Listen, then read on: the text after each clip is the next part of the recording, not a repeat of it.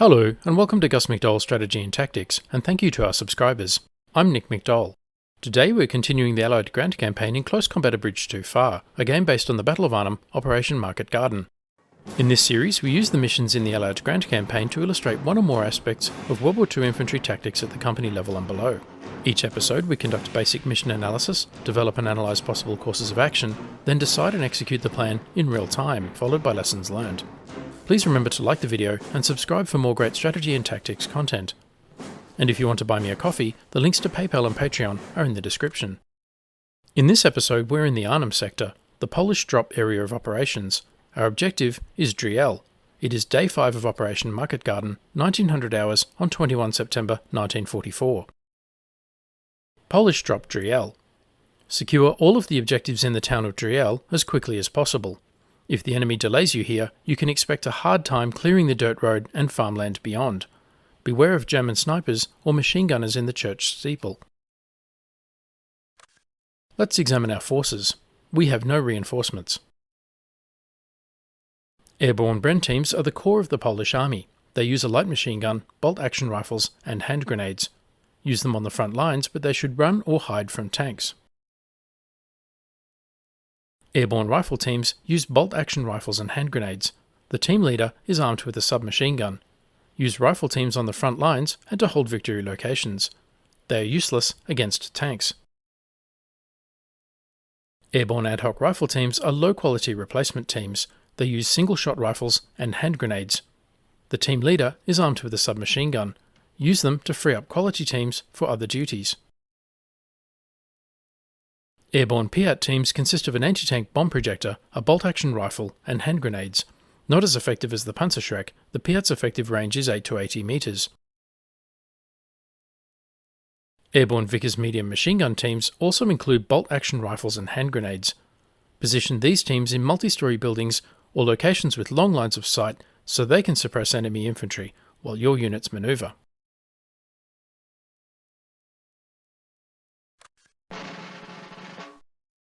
Next, let's look at the map and do some mission analysis. I will develop a plan and then execute it in the game. Our mission is to secure Driel in order to support the British at Oosterbeek. We have a Polish Parachute Infantry Company from the 1st Polish Airborne Brigade. It consists of 1 Bren section, 3 rifle sections, 1 ad hoc rifle section, 3 Piat teams, and a Vickers heavy machine gun. Last episode we dropped straight into battle, so let's take a moment and assess the operation. This is the area around the town of Driel, southwest of Arnhem. To the northwest is the Rhine River, and across the Rhine to the north, the British forces at Oosterbeek. To the northeast is the Oosterbeek railway bridge that was destroyed on day 1 of the campaign. Drop Zone K, used by the Polish Brigade, is in the open fields east of Driel itself. The first battle in the operation is to secure the landing zone. The second battle is to secure the town of Driel, and the third battle is to secure the southern bank of the Rhine in order to cross and support the British at Oosterbeek. In the last episode, we fought our way off the landing zone, Drop Zone K, and secured a building to use as a headquarters. We then secured the Honingvelserstraat objective and the road to Driel. Finally, we assaulted the German strongpoint at the Baltersen factory.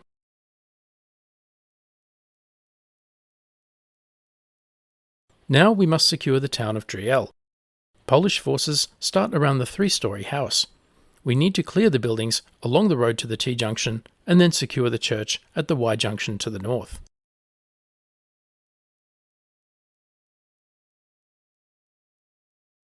North is to the top of the map.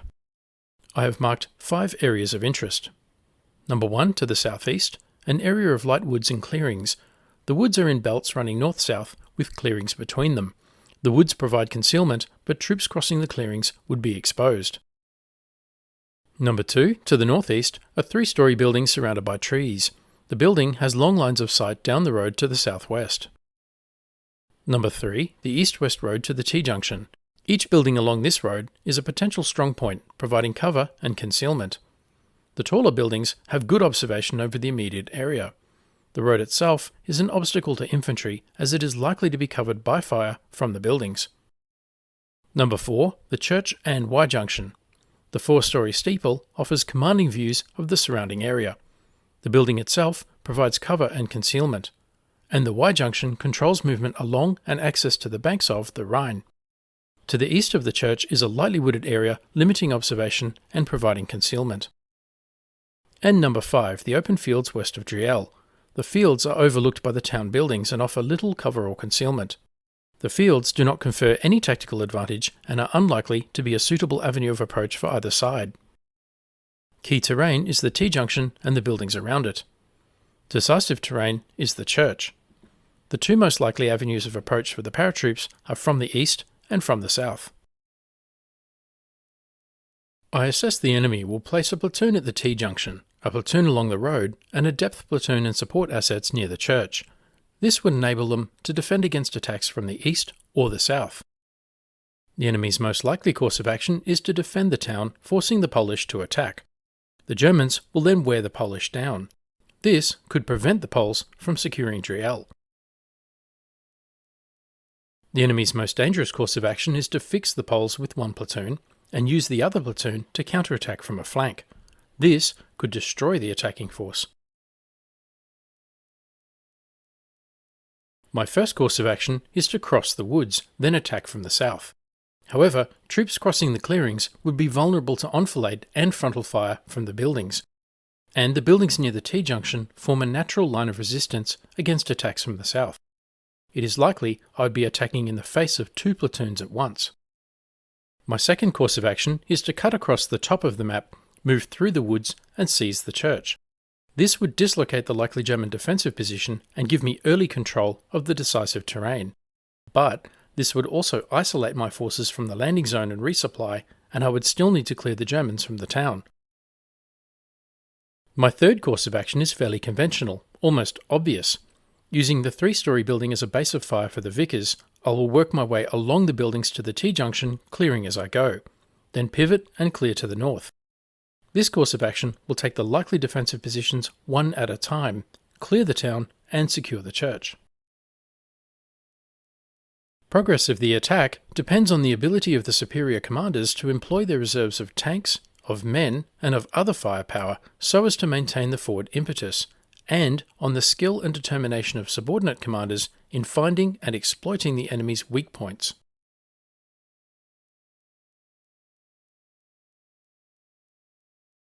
I have now moved my troops into position and will execute the plan in real time. Let me know in the comments below what you think of the various courses of action and if you have identified a viable alternative.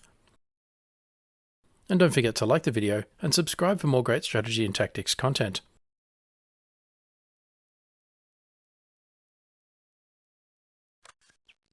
And so we begin.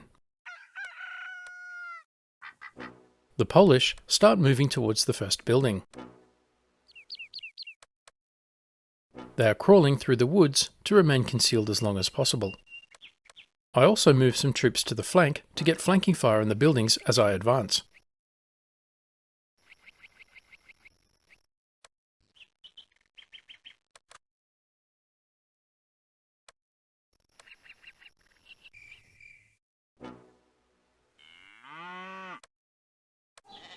The first building is empty.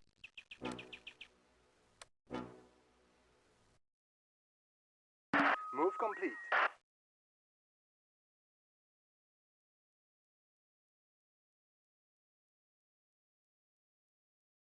Secure the area.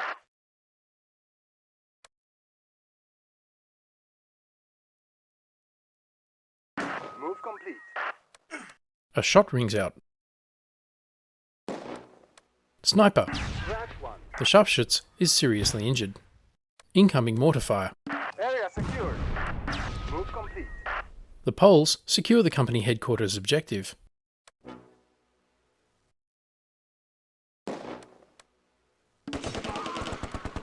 The Vickers opens up on Schutzen in the You're woods. crazy. A Panzerschreck to the right.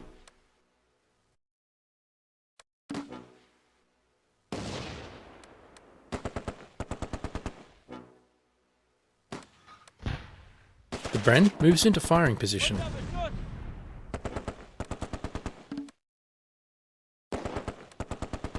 I spot more German infantry near the school.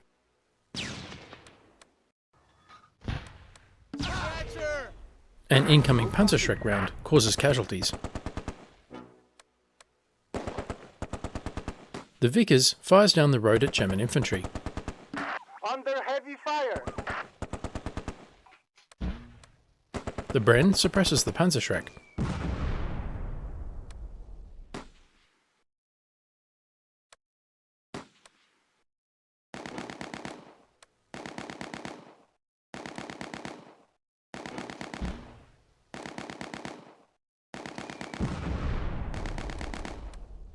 Move complete. Move complete.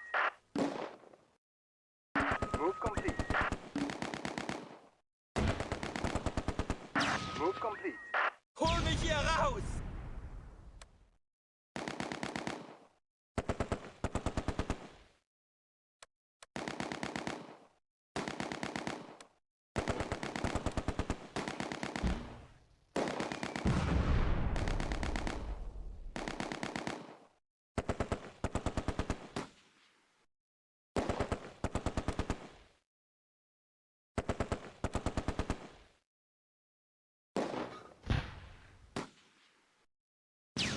Sturmgrenadier burst from the woods and attack the building.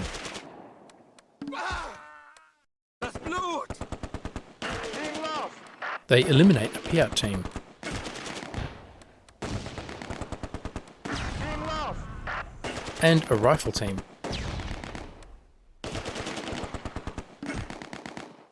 Team lost. And another.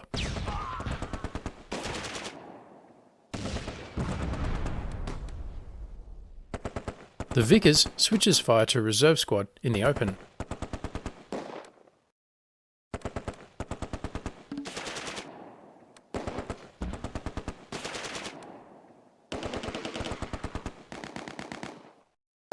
Fighting around the building has been brutal, and the Sturmgrenadier have taken casualties.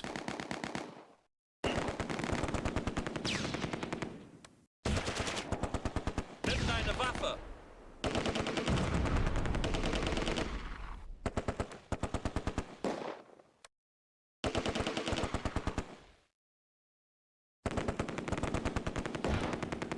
An MG42 opens up from near the graveyard.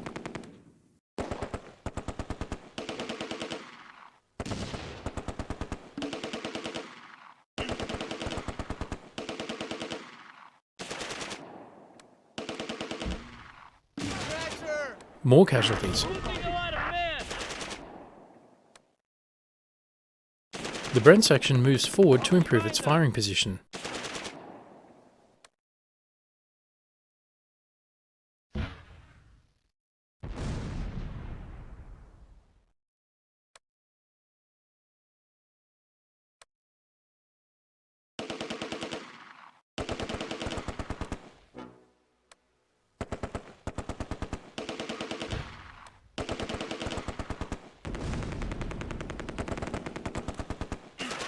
Wojciechowski is already a casualty.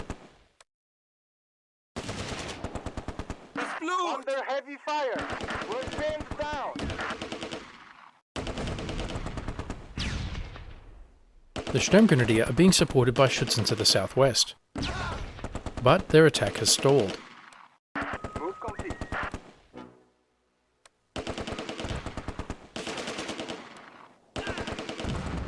Incoming!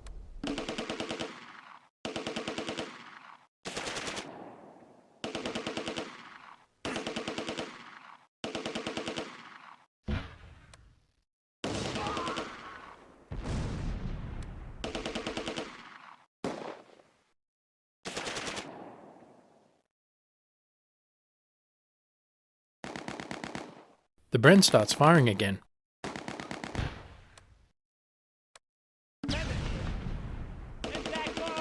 Then Whaler is hit by a mortar round.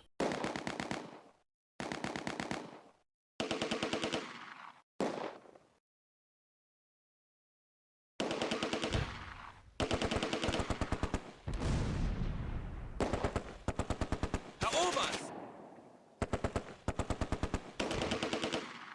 Hol mich hier raus!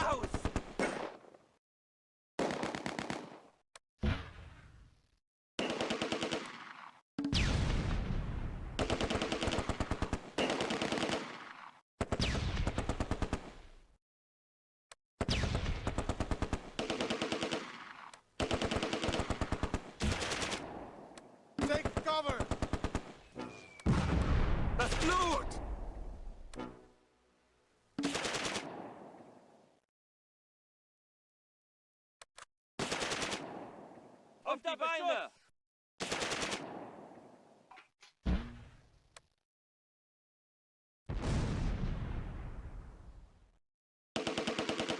The fighting around the company headquarters objective has been brutal. I have lost 3 squads and taken casualties in others. The Germans have lost most of the Sturmgrenadier and have taken casualties in their Schützen and reserve squads. For now, I consolidate my forces at the company headquarters objective while I decide what to do next. Move complete. Under heavy fire. My attack has culminated without breaking into the German position, and I am now on the defensive. I decide to press forward to the next building. Under heavy fire.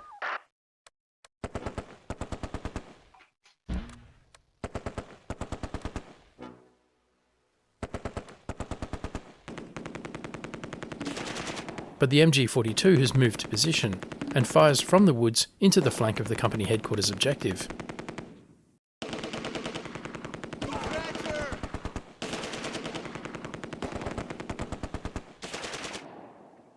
The reserve squad withdraws north. The Vickers can't get a shot at the MG42, but spots the Panzerschreck assaulting forward. The Vickers targets the German reserve squad counter-attacking from the south. Unter Beschuss!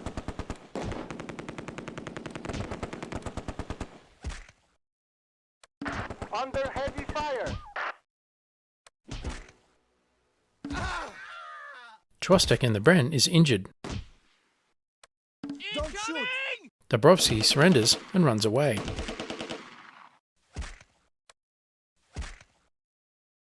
Team lost. We need to pull back! Another rifle section lost. Don't shoot. Under heavy fire.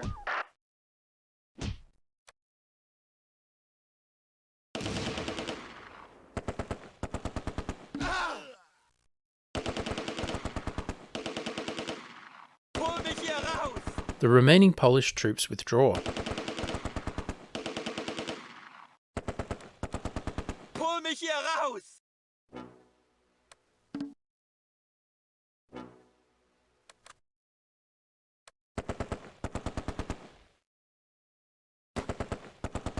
Herr Oberst!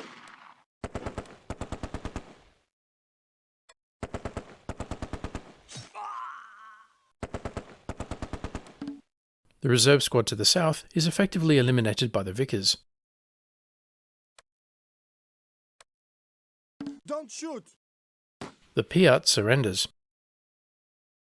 This battle is going very badly. I will be lucky to hold onto the 3-story building in the northeast.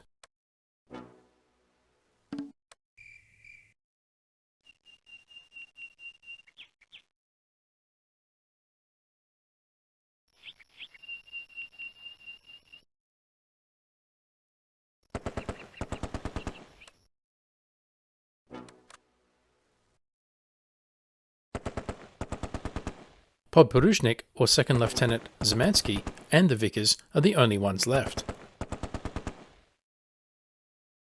Move complete. The Schützen frontal assault the building.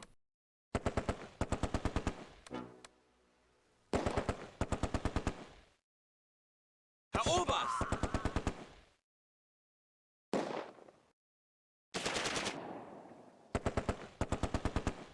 The assault fails.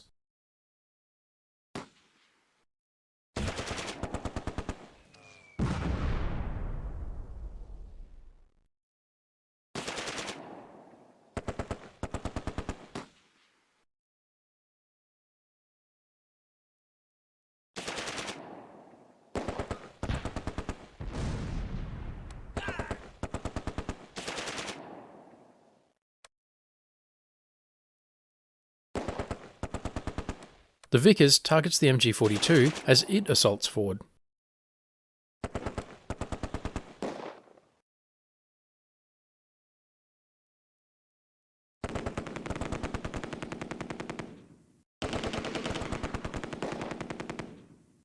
eine Waffe!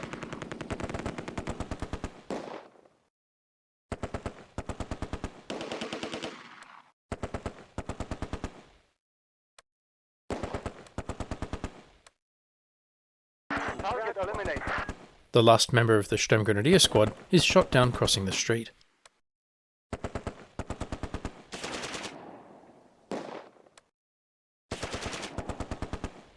Suddenly, the Germans surge forward. MG42, Reserve and Panzerschreck squads all assault.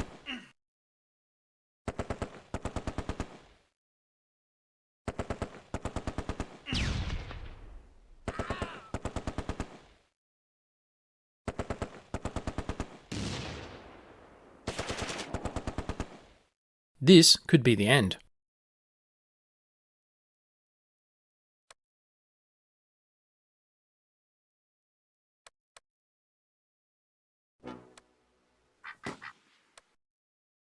Germans rush the building.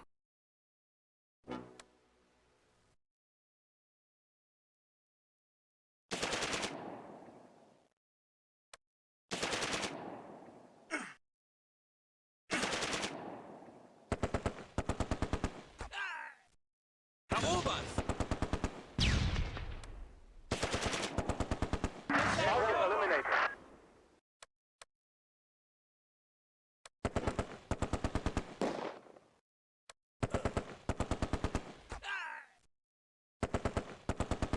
And are all cut down by the Vickers. Herr Oberst! The Polish prisoners have had enough and run away.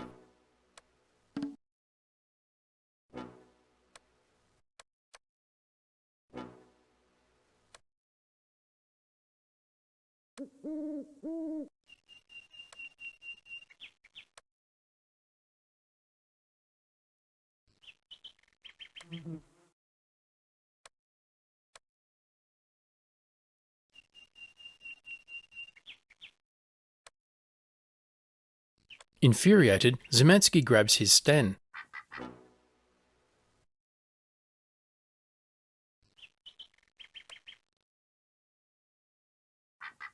With his assistant Zerogowiak Misiuda, they move forward to retake the company headquarters objective.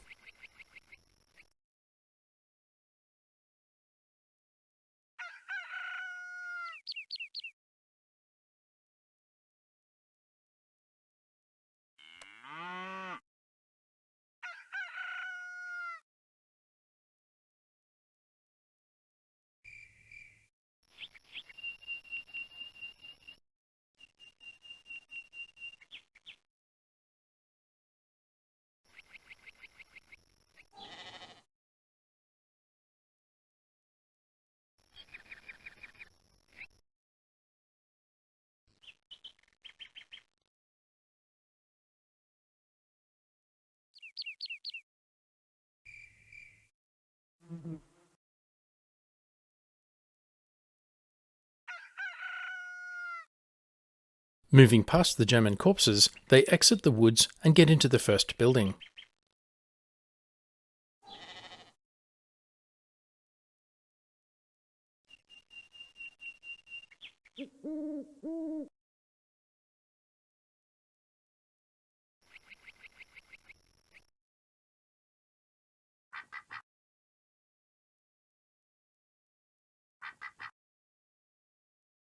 No one is firing.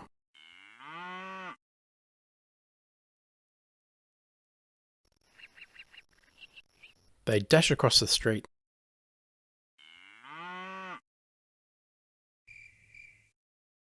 Nicht schießen! Zeiss from the Schutzen squad is injured and surrenders to them. Area secured. Szymanski secures the company headquarters objective.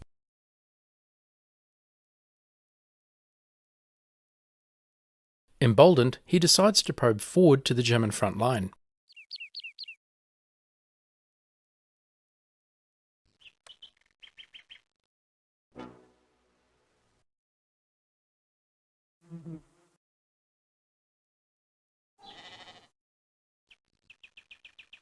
The two soldiers break into the first German position.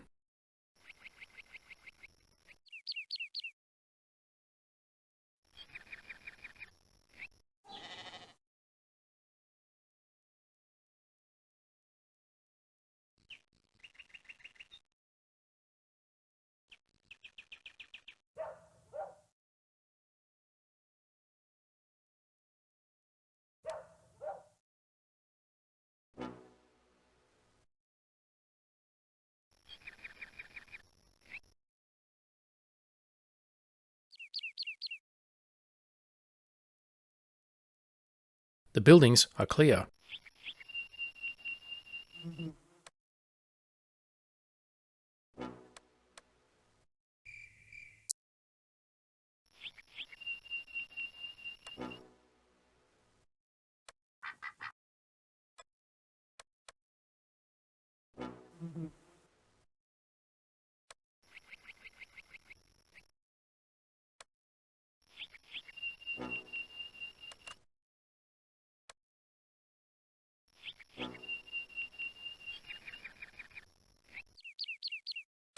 Move complete. In the meantime, the Germans have taken the company headquarters objective. Szymanski needs to retake it.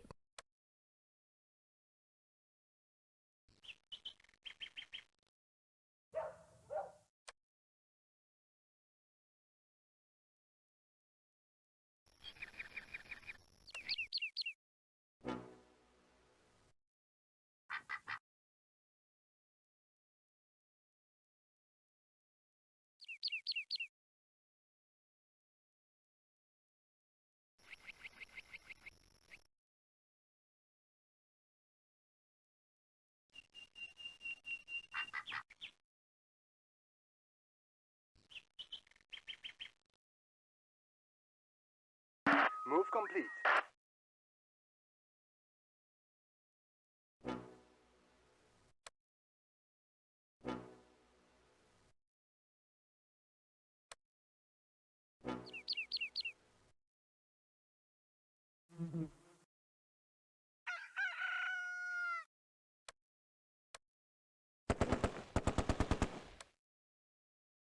Target eliminated. The Vickers eliminates the remaining member of the reserve squad.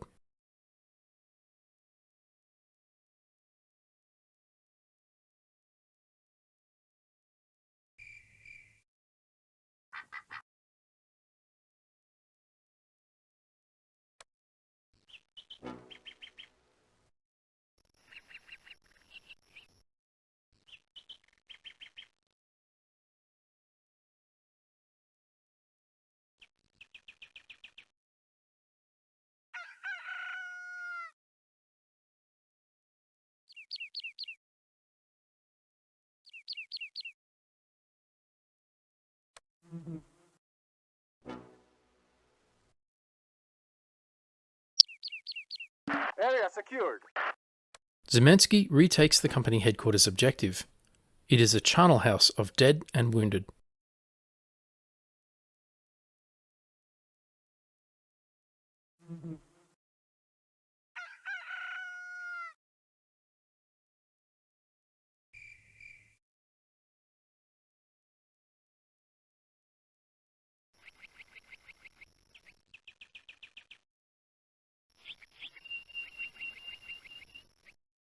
He moves back to the first German position, Misiuda, in tow.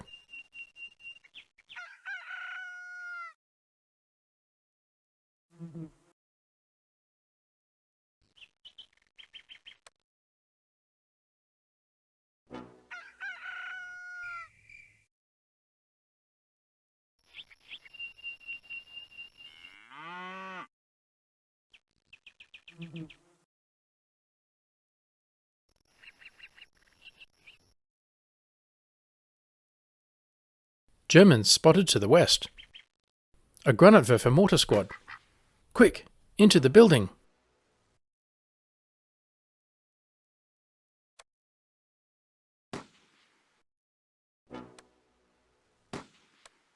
The Vickers moves forward to support.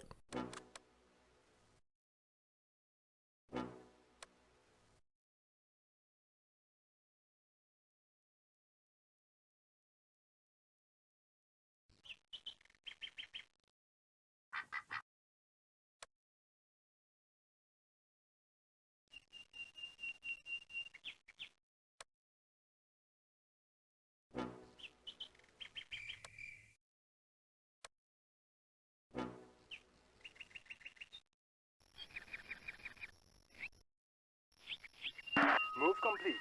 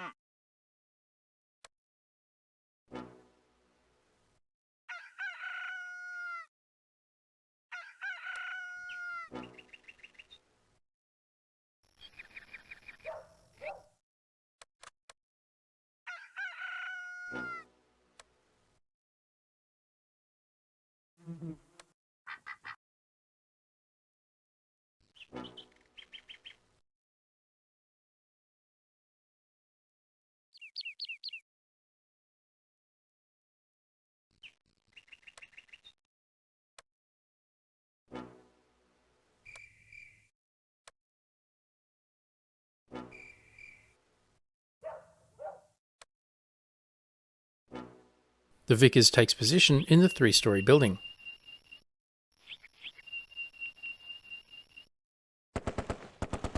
It opens fire on the Granatwerfer. Move complete. The mortar squad is retreating to the north. Entdeckung! Szymanski decides to take a chance and press forward to the T-junction.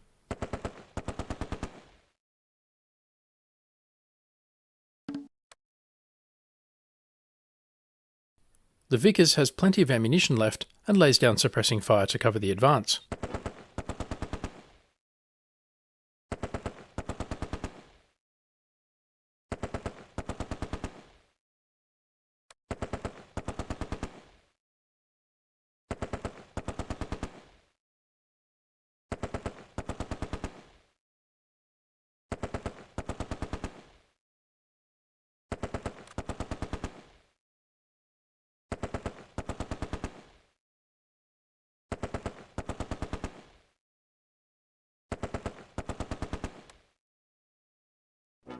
The Vickers fire cuts off as Szymanski enters the building.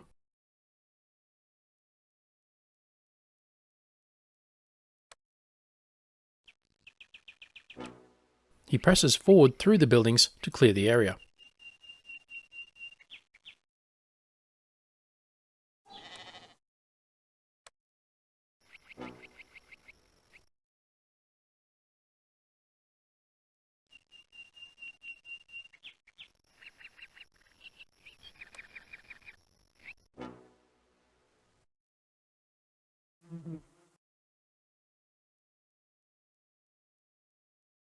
Area secured. Szymanski captures the Catholic school objective.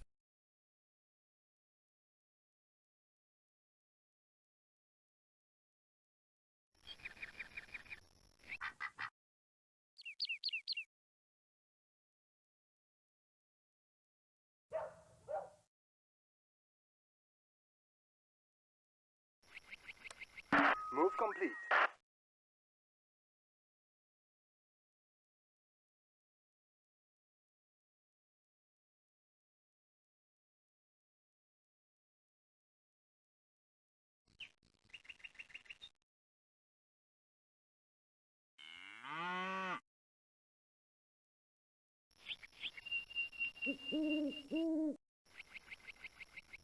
The Vickers moves to a new firing position.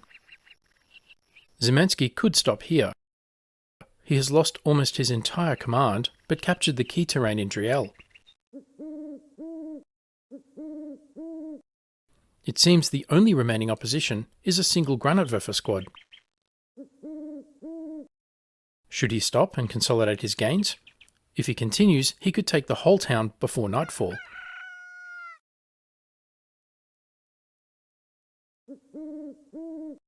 but if the Granatwerfer fights back, or if there is another squad in depth, he risks losing even this modest gain.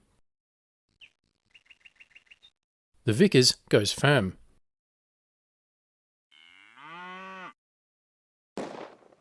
It spots the Granatwerfer squad near the church. Ziemensky remembers 1939. He remembers Warsaw. He decides to continue. His basic plan is to use the Vickers to suppress the mortar. Then he will outflank it. Ziemensky moves across the street. If the Germans have another squad near the parish house or a sniper in the church spire, he is done for. Move complete.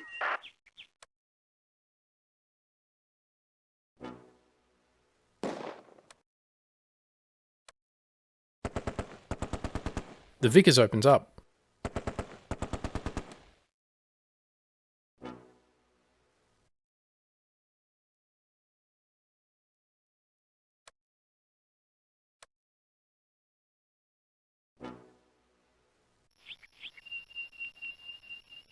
Ziemensky pushes up.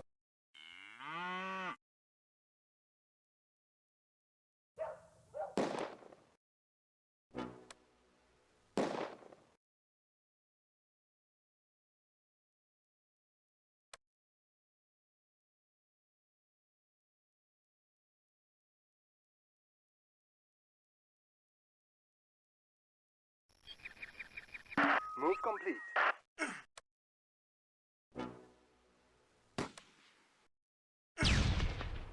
The Granatwerfer throws grenades.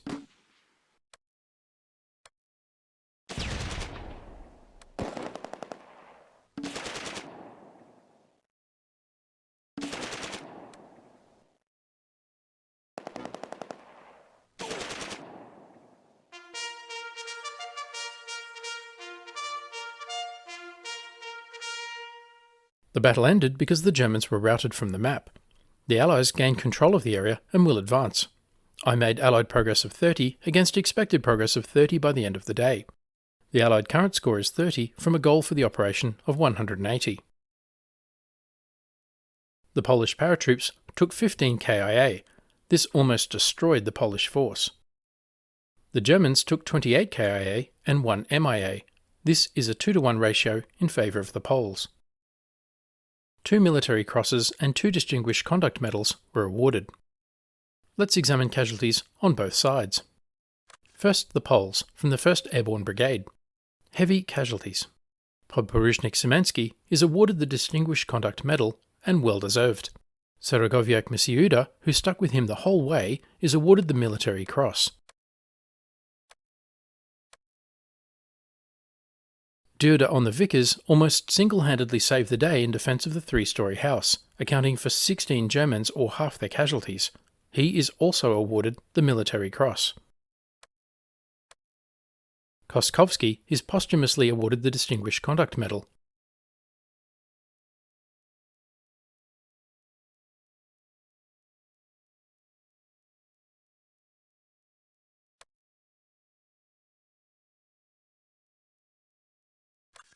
Then the Germans, from the 9th Panzer Division.